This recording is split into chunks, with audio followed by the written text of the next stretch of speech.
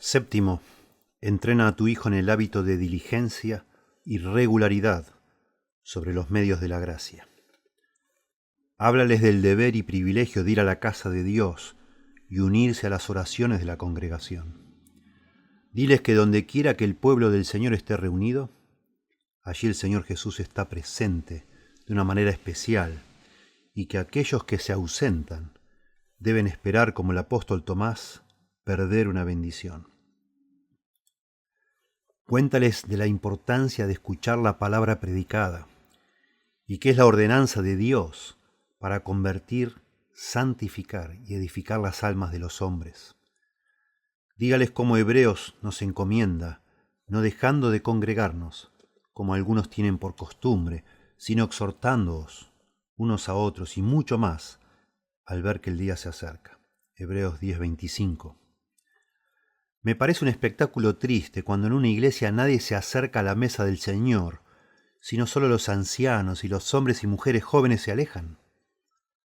Pero es un espectáculo más triste todavía cuando no se ven niños en una iglesia, excepto aquellos que vienen a la escuela dominical y están obligados a asistir. Que ninguna de estas culpas repose sobre tu casa, que haya muchos niños y niñas en todas las iglesias, aparte de los que vienen a la escuela, y ustedes que son sus padres y amigos deben ver que vengan con ustedes a la iglesia. No permitas que crezcan con la costumbre de hacer excusas vanas para no venir.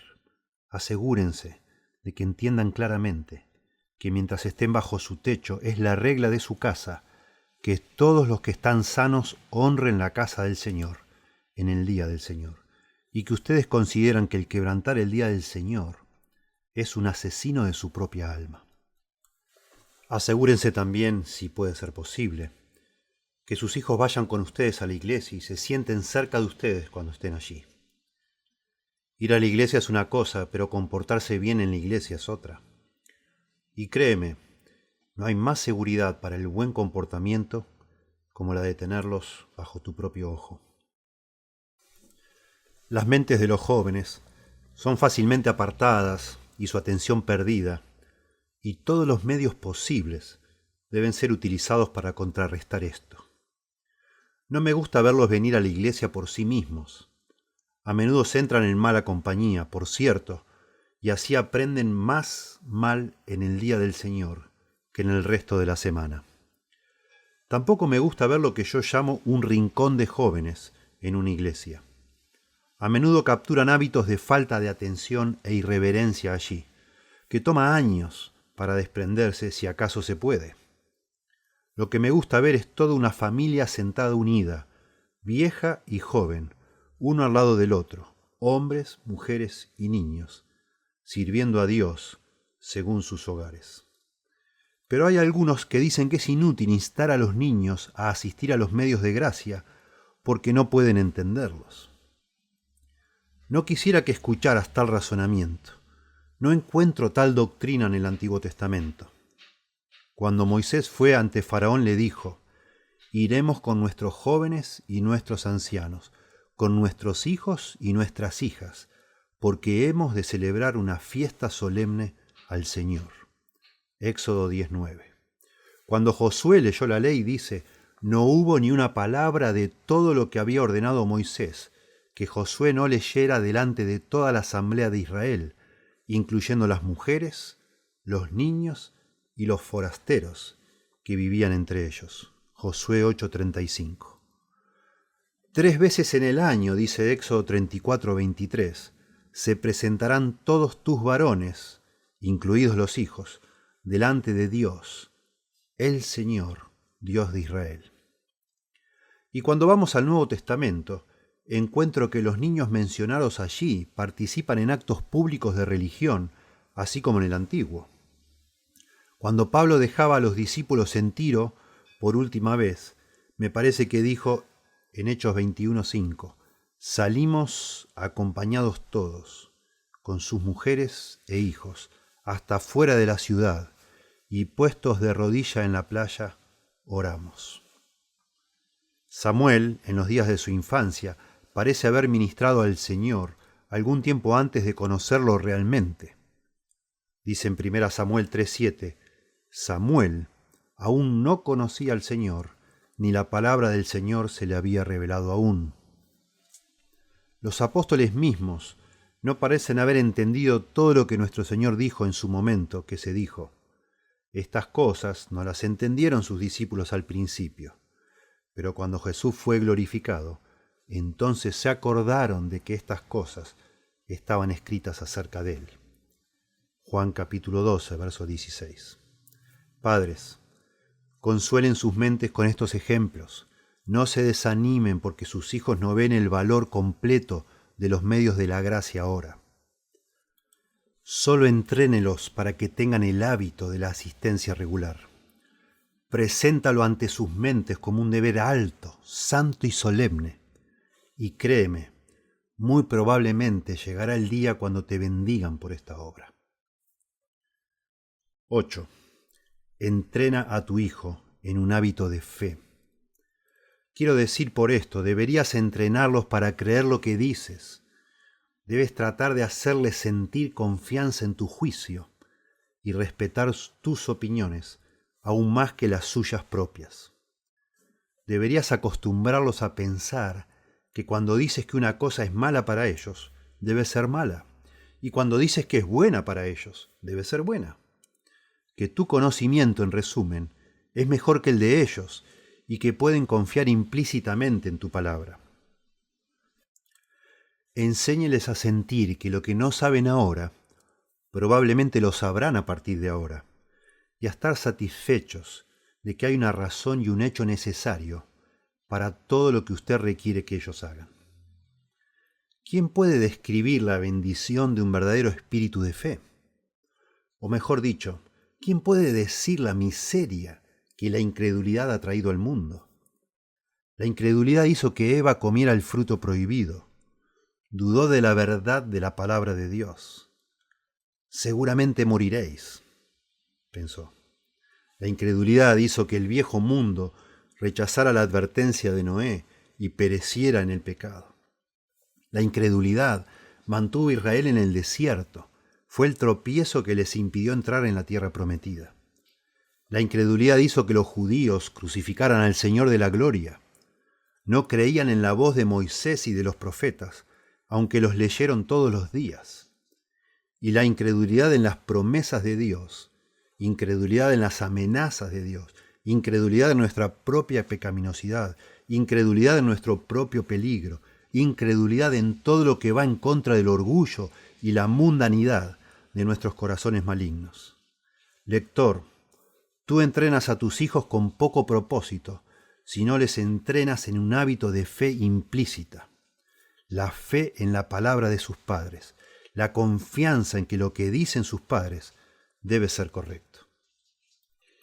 He oído decir por algunos que no deben exigir nada de los niños que ellos no puedan entender, que deben explicar y dar una razón para todo lo que desean que hagan. Te advierto solemnemente contra esta noción. Te digo claramente, creo que es un principio no sano y terrible. Sin duda es absurdo hacer un misterio de todo lo que haces, y hay muchas cosas que está bien explicar a los niños, con el fin de que vean que son razonables y sabias. Pero plantearles la idea de que no deben confiar en nada, y que ellos, con sus entendimientos débiles e imperfectos, puedan saber con claridad el por qué y el para qué en cada paso que dan, esto es de hecho un error terrible, y es probable que tenga el peor efecto en sus mentes. Razone con su hijo si es posible, en ciertos momentos, pero nunca olvide tener en cuenta, si realmente lo ama, que no es más que un niño después de todo, que piensa como un niño, que entiende como un niño, y por lo tanto no debe esperar saber la razón de todo a la vez. Ponga delante de él el ejemplo de Isaac, en el día en que Abraham lo llevó a ofrecerle en el monte Moriah, en Génesis 22. Isaac hizo a su padre esta única pregunta: ¿dónde está el cordero para la ofrenda quemada? Y no obtuvo más respuesta que esto: Dios se proporcionará un cordero. ¿Cómo, o dónde, o de qué manera, por qué medios? Todo esto no se lo explicó a Isaac, pero la respuesta fue suficiente. Él creía que estaría bien porque su padre lo dijo y estaba contento. Dígales a sus hijos también que todos debemos ser aprendices en nuestros comienzos y que hay un alfabeto que dominar en todo tiempo de conocimiento, que llegará un día en que verán la sabiduría de todo su entrenamiento. Pero mientras tanto, si dices que algo es correcto, debe ser suficiente para ellos. Deben creerte y estar contentos. Padres, si algún punto en la formación es importante, es este. Te ruego por el afecto que le tienes a tus hijos, usa todos los medios para entrenarlos en el hábito de la fe. 9. Entrena a tu hijo en el hábito de obediencia. Este es un objeto que vale la pena cualquier mano de obra para lograr. Ningún hábito sospecho tiene tanta influencia sobre nuestras vidas como esta.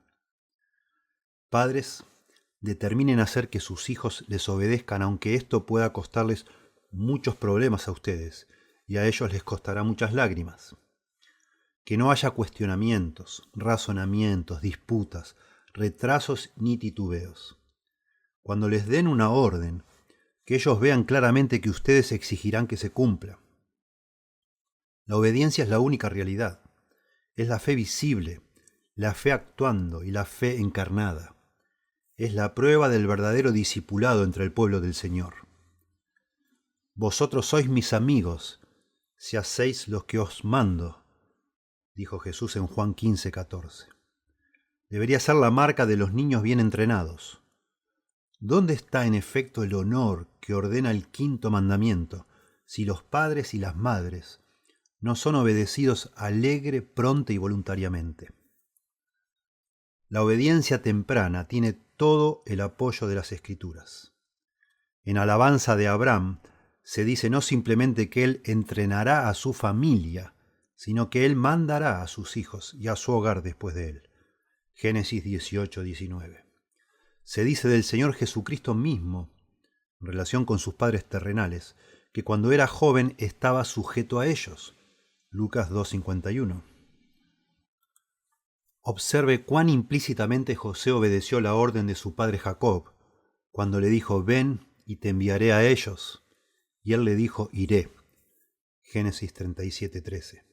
Vea cómo Isaías habla como de algo malo cuando dice, el niño se comportará orgullosamente contra el anciano. Isaías 3:5. Toma nota de cómo el apóstol Pablo nombra la obediencia de los padres como uno de los malos signos de los últimos días. Porque los hombres serán amadores de sí mismos, avaros, jactanciosos, soberbios, blasfemos, desobedientes a los padres, ingratos, irreverentes. 2 Timoteo 3:2.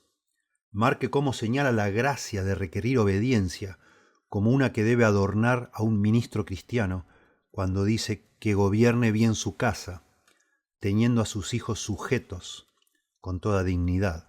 1 Timoteo 3:4. Y de nuevo, cuando dice que los diáconos gobiernen bien a sus hijos y a sus propias casas.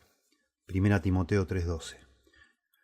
Y una vez más, un anciano debe ser uno que tenga hijos creyentes, no acusados de disolución ni de rebeldía.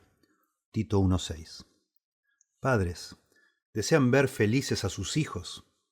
Asegúrense entonces de que los entrenan para obedecer cuando se les habla, para que hagan lo que se les pide. Créeme, no estamos hechos para la independencia total, no somos aptos para ello. Aún nosotros que somos libres en Cristo, tenemos un yugo que usar, pues es a Cristo al Señor a quien servís, dice Colosenses 3:24. Los niños no pueden aprender demasiado pronto que este es un mundo en el que no todos estamos destinados a gobernar y que nunca estamos en nuestro lugar correcto hasta que sepamos obedecer nuestros mayores. Enséñales a obedecer cuando sean jóvenes, o de lo contrario agonizarán contra Dios todo el tiempo de sus vidas y se desgastarán con la vana idea de ser independientes de su control. Lector, este consejo es demasiado necesario. Verás a muchos en este día que permiten a sus hijos elegir y pensar por sí mismos mucho antes de que sean capaces e incluso ponen excusas para su desobediencia, como si fuera algo de lo que no son responsables. A mis ojos, un padre que siempre cede y un niño que siempre se sale con la suya es una visión muy dolorosa. Dolorosa porque veo el orden que Dios designó para las cosas invertido y puesto patas para arriba. Triste porque estoy seguro de que las consecuencias sobre el carácter de ese niño al final será la obstinación, el orgullo y la presunción de sí mismo. No debería maravillarte que los hombres se nieguen a obedecer a su Padre, que está en el cielo, si les permites cuando son niños desobedecer a sus padres que están sobre la tierra. Padres, si aman a sus hijos, que la obediencia sea un lema y una consigna continuamente ante sus ojos. 10. Entrena a tu hijo en la costumbre de decir siempre la verdad. Hablar la verdad es mucho menos común en el mundo de lo que a primera vista estamos dispuestos a pensar. Toda la verdad y nada más que la verdad es una regla de oro que muchos harían bien en tener en cuenta. Mentir y prevaricar son pecados viejos. El diablo es el padre de ellos. Engañó a Eva por una mentira audaz y desde la caída es un pecado contra el cual todos los hijos de Eva tienen que estar en guardia. Solo piensa en cuánta falsedad y cuánto engaño hay en el mundo, cuánta exageración, cuántos agregados se hacen a una historia simple, cuántas cosas quedan fuera si al orador les conviene no decirlas. Cuán pocos hay entre nosotros de quienes podemos decir que ponemos nuestra confianza inquebrantable en su palabra. Ciertamente los antiguos persas eran sabios en su generación. El punto de partida que ellos usaban en la educación de sus hijos era que debían aprender a decir la verdad. Qué terrible prueba del pecado natural del hombre es que fuera necesario nombrar tal punto en absoluto. Lector, les pido que tomen nota de la frecuencia con que se habla de Dios en el Antiguo Testamento, como el Dios de la verdad. La verdad parece estar especialmente ante nosotros, como una característica principal en el carácter de aquel con quien tenemos que tratar. Dios nunca se desvía de la línea recta. Aborrece la mentira y la hipocresía. Trate de mantener esto continuamente ante la mente de sus hijos. Insista sobre ellos en todo momento, que algo menos que la verdad es una mentira, que la evasión, las excusas y la exageración están todas a medio camino hacia lo que es falso y deben evitarse. Aliéntelos en cualquier circunstancia a ser directos y cueste lo que cueste a decir la verdad. Llamo la atención sobre este tema no solo por el bien del carácter de sus hijos en el mundo, aunque podría desarrollar más sobre esto. Lo insto más bien por su propio alivio y asistencia en todos sus tratos con ellos. De seguro usted encontrará una gran ayuda al ser capaz siempre de confiar en sus palabras. Se logrará mucho si desarraiga el hábito de la ocultación que tan desgraciadamente prevalece a veces entre los niños. La apertura y la franqueza dependen en gran medida del tratamiento de un padre de este asunto en los días de nuestra infancia. 11. Entrena a tu hijo con el hábito de redimir siempre el tiempo. La ociosidad es el mejor amigo del diablo. Es la forma más segura de darle la oportunidad de hacernos daño. Una mente ociosa es como una puerta abierta, y si Satanás no entra en sí mismo por ella, es seguro que lanzará algo para plantear malos pensamientos en nuestras almas. Ningún ser creado fue destinado para estar ocioso. El servicio y el trabajo es la porción designada para toda criatura de Dios. Los ángeles del cielo trabajan, son los siervos que ministran al Señor siempre haciendo su voluntad. Adán en el paraíso tenía trabajo. Fue nombrado para cuidar el jardín del Edén y mantenerlo. Los santos redimidos en gloria tendrán trabajo. Dice, no descansan día y noche cantando alabanza y gloria a aquel que los compró. Y el hombre débil y pecaminoso, debe tener algo que hacer, o de lo contrario su alma pronto entrará en un estado insalubre. Debemos tener nuestras manos llenas y nuestras mentes ocupadas con algo, o de lo contrario nuestra imaginación pronto fermentará y engendrará malicias. Y lo que es cierto para nosotros, también es cierto para nuestros hijos. Qué desgracia realmente para el hombre que no tiene nada que hacer. Los judíos pensaban que la ociosidad era un pecado positivo. Era una ley suya que todo hombre debía crear a su hijo en algún oficio útil, y tenían razón. Ellos conocían el corazón del hombre mejor de lo que algunos de nosotros parecemos conocerlo. La ociosidad hizo de Sodoma lo que era. Esta fue la iniquidad de tu hermana Sodoma: arrogancia, abundancia de pan y completa ociosidad tuvieron ella y sus hijas, dice Ezequiel 16:49. La ociosidad tuvo mucho que ver con el terrible pecado de David con la esposa de Urías. Veo en 2 Samuel 11 que Joab salió a la guerra contra Amón, pero David permaneció en Jerusalén. ¿No fue eso ociosidad? Y luego fue que vio a Betsabé, y el siguiente paso del que leemos es una tremenda y miserable caída. Ciertamente creo que la ociosidad ha llevado a más pecado que casi cualquier otro hábito que pudiera ser nombrado. Sospecho que la ociosidad es la madre de muchas obras de la carne, la madre del adulterio, la fornicación, la borrachera y muchas otras obras de oscuridad que no tengo tiempo de nombrar. Deja que tu propia conciencia indique si no digo la verdad. Estabas ocioso y de inmediato el diablo llamó a la puerta y entró. Y de hecho no dudo, todo en el mundo que nos rodea parece dar la misma lección. Es el agua quieta que se vuelve estancada e impura. Las corrientes en movimiento y siempre corriendo están claras. Si tienes maquinaria de vapor, debes usarla, o pronto se sale de servicio. Si tienes un caballo, debes ejercitarlo. Nunca es tan bueno como cuando tiene trabajo regular. Si usted también quiere tener buena salud corporal, debe hacer ejercicio. Si siempre te quedas quieto, tu cuerpo de seguro pronto se quejará. Y así es con el alma. La mente activa en movimiento es un blanco difícil para que el diablo le acierte. Trate de estar siempre lleno de ocupación útil, y por lo tanto su enemigo tendrá dificultades para conseguir espacio para sembrar cizaña. Lector, le pido que implante estas cosas en la mente de sus hijos, enséñales el valor del tiempo y trata de hacerlos aprender bien el hábito de usarlo bien. Me duele ver a los niños holgazanear sobre lo que tienen entre manos, sea lo que sea. Me encanta verlos activos e industriosos, poniendo todo su corazón en todo lo que hacen, dando todo su corazón a las lecciones cuando tienen que aprender, dando todo su corazón incluso a sus diversiones cuando van a jugar. Pero si los amas bien, haz que la ociosidad sea considerada un pecado en tu familia. 12. Entrena a tu hijo con un miedo constante a la indulgencia excesiva. De todo lo que he dicho hasta ahora, este es el punto en el que más necesitas estar en guardia. Es natural ser tierno y cariñoso con tu propia carne y sangre, y es el exceso de esta ternura y afecto lo que tienes que temer. Asegúrate de no hacerte el ciego a las faltas de tus hijos y el sordo a todos los consejos acerca de ellos.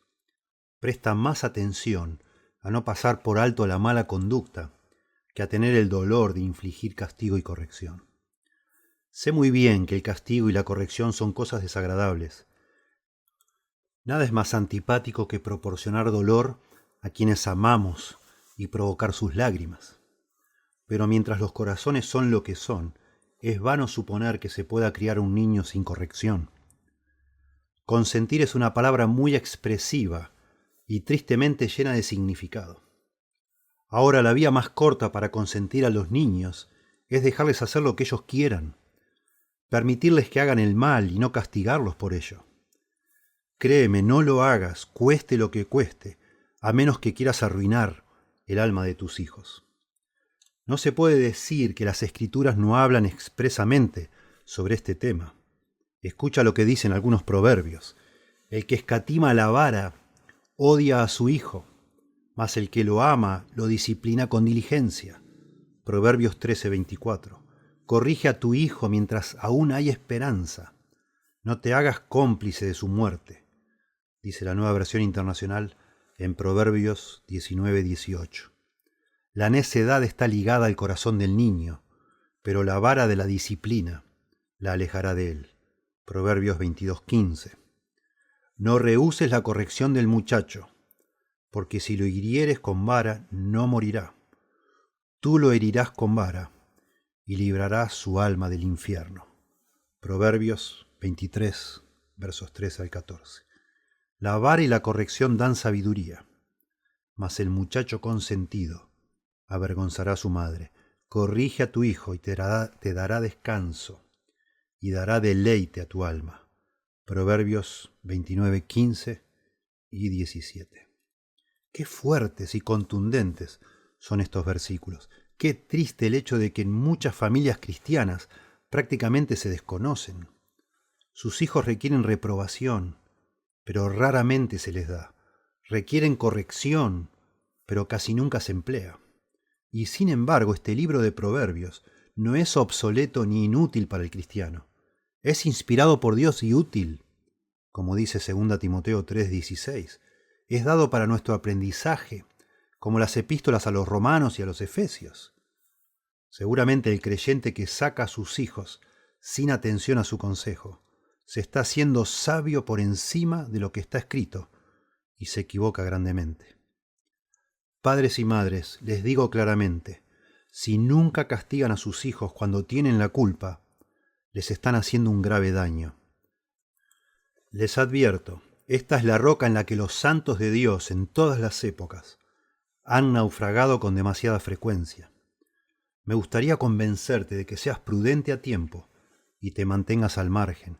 Fíjate en el caso de Elí, sus hijos Ofni y Fines. Han blasfemado a Dios y Él no los ha estorbado. 1 Samuel 3:13. No les dio más que una reprimenda mansa y tibia, cuando debería haberlos reprendido bruscamente. En una palabra, honró a sus hijos por encima de Dios. ¿Y cuál fue el final de estas cosas? Vivió para enterarse de la muerte de sus 2 hijos en la batalla, y sus propias canas fueron llevadas con pesar a la tumba. Vea 1 Samuel, capítulo 2, versos 22 al 29, y capítulo 3, verso 13. Véase también el caso de David. ¿Quién puede leer sin dolor la historia de sus hijos y sus pecados? El incesto de Amnón, el asesinato de Absalón y la orgullosa rebelión, la ambición intrigante de Adonías. Verdaderamente fueron heridas graves para que el hombre que era según el propio corazón de Dios reciba de su propio hogar. Pero ¿no hubo culpa de su lado? Me temo que no puede haber duda de que la hubo. Encuentro una pista de todo esto en el relato de Adonías, en 1 Reyes 1:6, cuando dice: su padre nunca le había contrariado preguntándole: ¿por qué has hecho esto? Esta fue la base de todas sus maldades. David fue un padre demasiado indulgente, un padre que dejó que sus hijos hicieran lo que quisiesen y cosechó de acuerdo con lo que él había sembrado. Padres, les ruego por el bien de sus hijos, cuídense del consentimiento excesivo. Les pido que recuerden que es su primer deber atender sus verdaderas necesidades y no sus caprichos y gustos. Entrenarlos, no seguirles la corriente, ser de ayuda, no simplemente complacerlos. No deberías ceder a cada deseo y capricho que entre a la mente de tu hijo a pesar de cuánto le ames. No deberías permitirle pensar que su voluntad sea todo y que solamente tenga que desear algo y le será hecho al instante. Te ruego que no hagas ídolos de tus hijos, para que Dios no se los lleve y rompa tu ídolo, solo para convencerte de tu locura. Aprende a decir no a tus hijos. Muéstrales que eres capaz de negarles cualquier cosa que piensas que no es adecuado para ellos. Muéstrales que están listos para castigar la desobediencia y que cuando hablen de castigo no solo están listos para amenazar, sino también para actuar. No amenaces demasiado. Algunos padres y cuidadores tienen una manera de decir niño malo a un niño o niña en cada ocasión leve y a menudo sin una buena causa. Es un hábito muy necio. Las palabras de culpa nunca deben usarse sin una razón real. Las personas amenazadas y las faltas amenazadas viven mucho tiempo. Castiga rara vez, pero cuando lo hagas, hazlo de verdad y seriamente. El castigo frecuente pero suave es un sistema miserable. En cuanto a la mejor manera de castigar a un niño, no se puede establecer una regla general. Las personalidades de los niños son tan extremadamente diferentes que lo que sería un castigo severo a un niño no sería castigo ninguno para otro. Solo ruego que acepte mi protesta decidida contra la idea moderna de que ningún niño debe ser azotado. Sin duda algunos padres usan la corrección corporal demasiado y demasiado violentamente, pero muchos otros, me temo, lo usan muy poco.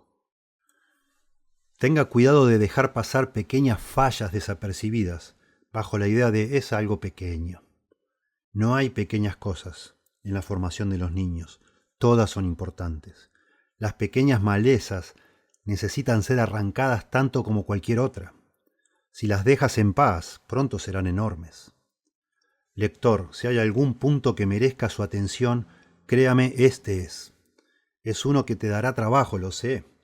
Pero si no te tomas trabajo con tus hijos cuando son jóvenes, ellos te darán problemas cuando sean grandes. Elige tú lo que prefieras.